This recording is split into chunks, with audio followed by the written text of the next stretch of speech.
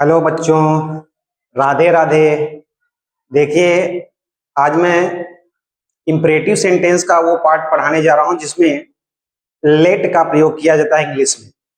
और ये कब किया जाता है, क्यों किया जाता है, कैसे किया जाता है, चलिए समझते हैं कि ये लेट का प्रयोग कब होता है। देखिए, इसका पहचान जो है,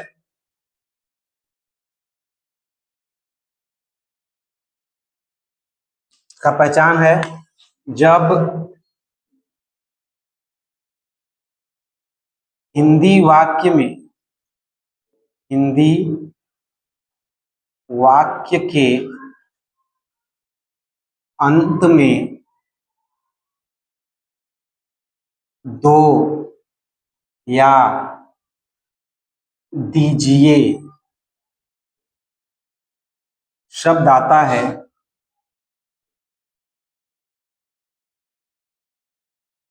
तो इंग्लिश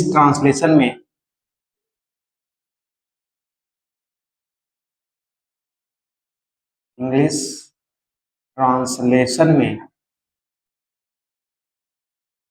सबसे पहले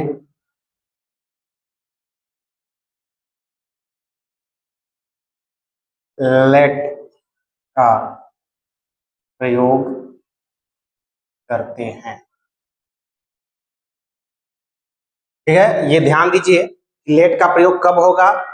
अब यहाँ मैंने पहचान बता दिया कि जब हिंदी वाक्य के अंत में दो या दीजिए शब्द आता है तो इंग्लिश ट्रांसलेशन में सबसे पहले लेट का प्रयोग करते हैं।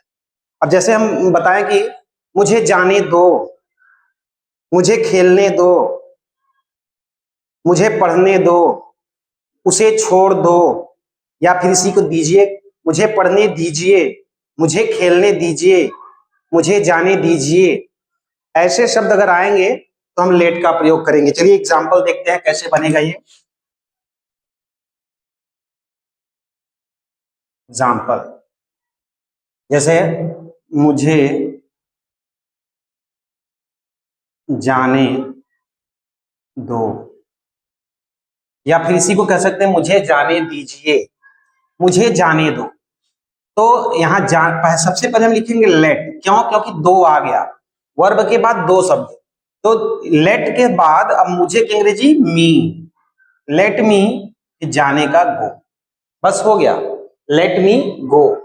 अब इसी को हम अगर बोले मुझे जाने दीजिए तब भी यही है। एक और देखते हैं, उसे छोड़ दो, उसे छोड़ दो। यहां पे भी दो आ गया, छोड़ दो या छोड़ दीजिए एक ही शब्द है, एक ही चीज है। तो फिर इसे भी करेंगे लेट से, लेट, फिर उसे का him, leave, LEAV, let him leave. ठीक, ऐसे ही और कर सकते हैं। हमें पढ़ने दीजिए, हमें पढ़ने दीजिए। अब इसको हम कैसे करेंगे, हमें पढ़ने दीजिए, हमें यानी वी, लेकिन यहां पर पहले करेंगे let, let us, let us read. एक चीज ध्यान दीजिए कि मुझे का और उसे का, हमें का, तुम्हें का, यहाँ पे ऑब्जेक्ट यूज होता है, ऑब्जेक्टिव केस। ठीक है, ये क्या होता है, ऑब्जेक्टिव केस। तो ये पहचान हो गया, जब हिंदी वाक्य के अंत में दो या दीजिए शब्द आता है तो इंग्लिश ट्रांसलेशन में सबसे पहले लेट का प्रयोग करते हैं। ये पहचान प्लस रूल, ये दोनों इसी में है, इसी में पहचान भी है, इसी में रूल भी है, क्योंकि हमने रूल भी तो लिख दिया। और ये भी ध्यान देना कि इसमें ऑब्जेक्टिव केस का प्रयोग होता है, यहां पे हम लिख दे रहे हैं, इसमें ऑब्जेक्टिव केस का प्रयोग होता है। ऑब्जेक्टिव केस यही, मुझे का मी, उसे का हिम, हमें का अस। ठीक है, तो समझ में आ गया। ये छोटा सा वीडियो था आप लोगों को बताने के लिए कि लेट का प्रयोग हम कहाँ करेंगे। जब दो या दीजिए शब्द आए तो आप लेट का प्रयोग कीजिए। ठीक है, समझ में आया बढ़िया सा, कोई दिक्कत नहीं है।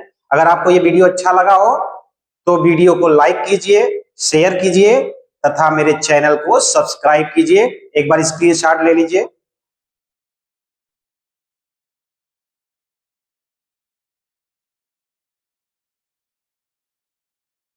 मेरे वीडियो को देखने के लिए बहुत बहुत धन्यवाद।